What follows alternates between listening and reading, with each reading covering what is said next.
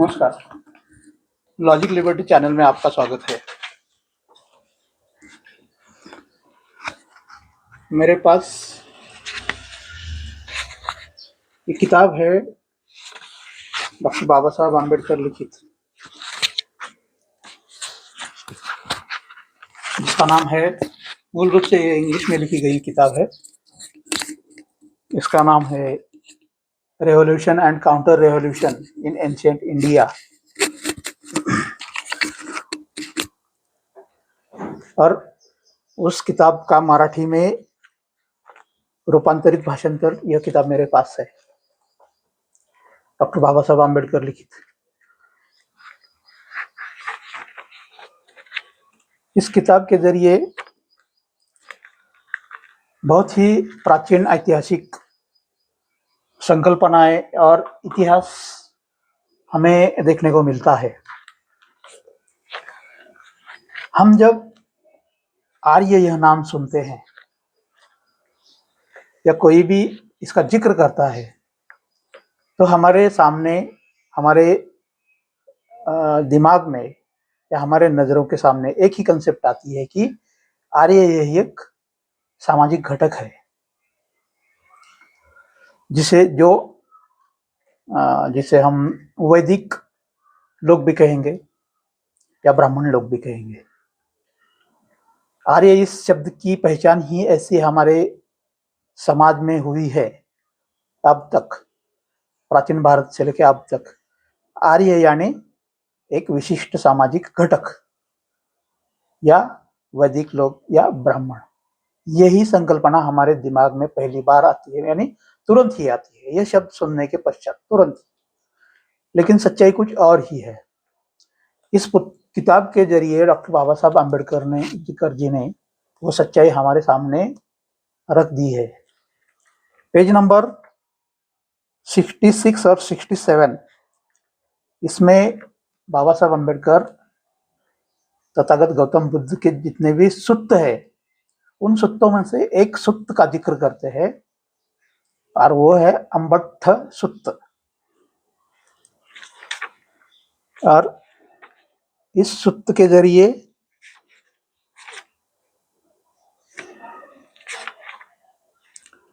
मराठी में कुछ सारांश है, मैं आपको पढ़ के बताता हूं।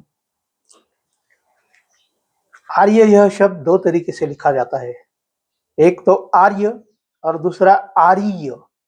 जैसे कि तथागत गौतम बुद्ध, इस महान व्यक्ति ने आर्य सत्य का निर्माण किया, खोज की थी, संशोधन किया था आर्य सत्य। और वो उन आर्य सत्यों को समाज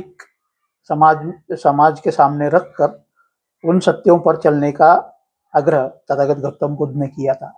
आर्य सत्य और आर्य, आर्य और आर्य शब्द एक ही है, सिर्फ उच्चारण अलग अलग है, लेकिन इस शब्द का अर्थ सिर्फ एक ही है। और वह अर्थ इस किताब में दिया गया है। जो हम आज तक सोचते थे वह इसका असली अर्थ नहीं है। तो कुछ संदर्भ यहाँ पर है मराठी में, मैं जिसे पढ़ता हूँ। तथागत गौतम बुद्ध अंबट से कहते हैं, अंबट तुझ्या प्राचीन नाव गोत्रानुसार शाक्य हे आर्य कंसात स्वामी पुत्र आहेत।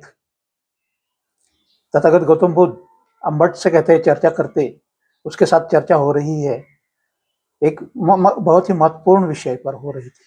और उस वक्त शाक्य मुनि गौतम बुद्ध अंबट से कहते हैं कि तुम्हारे जो गोत्र है, नाम है और गोत्र, उसके अनुसार शाक्य यह आर्य पुत्र है। और बाबा साहब आम्बेडकर जी ने सामने लिखा है, इन ब्रैकेट लिखा है, क्या लिखा है? आर्य के आगे स्वामी। आर्य यानी स्वामी, आर्य यानी मालिक, स्वामित्व यानी मालिकत्व। और एक जगह जिक्र आया है इस शब्द का आगे भी। गौतम बुद्ध अंबट से चर्चा करते कहते हैं कि अंबट माणवक शाक्यांचा दाशीपुत्र आहे।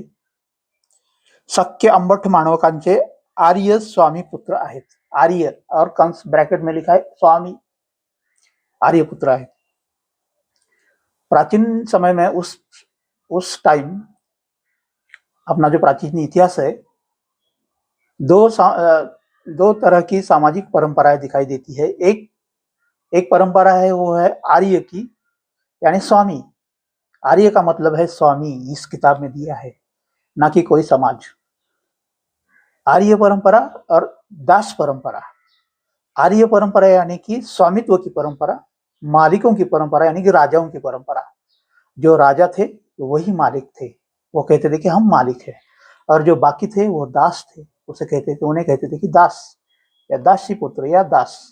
इस तरह से इस किताब में हमें आर्य इस शब्द का अर्थ प्राप्त होता है, और वह अर्थ यह है कि आर्य या आर्य, ये दोनों शब्द एक ही है, और उनका अर्थ है आर्य या आर्य यानी कि स्वामी, यानी कि मालिक, यानी कि उस वक्त के राजा.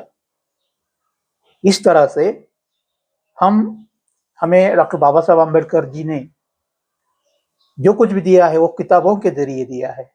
और बाबा साहब खुद कहते हैं कि मैं बाहर किधर भी नहीं हूँ, मैं कोई किसी स्टैचू में भी नहीं हूँ, अगर मुझे पढ़ना है तो मेरी किताबें पढ़ो. इस तरह से हर किसी ने यह किताब पढ़नी जरूरी है. बाबा साहब जी के, आम्बेडकर जी की जितने भी किताबें हैं वो जरूर पढ़े, और उनमें जो ज्ञान है वो ज्ञान आज भी समाज के लिए बहुत उतना ही उपयुक्त है जितना कि उस प्राचीन भारत इतिहास के टाइम में ज्ञान का महत्व था.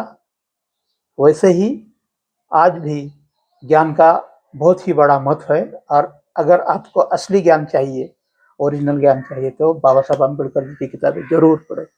यह वीडियो आपको कैसी लगी कमेंट में जरूर आपकी राय दें, और ऐसे नए नए वीडियो देखने के लिए चैनल को सब्सक्राइब जरूर करें.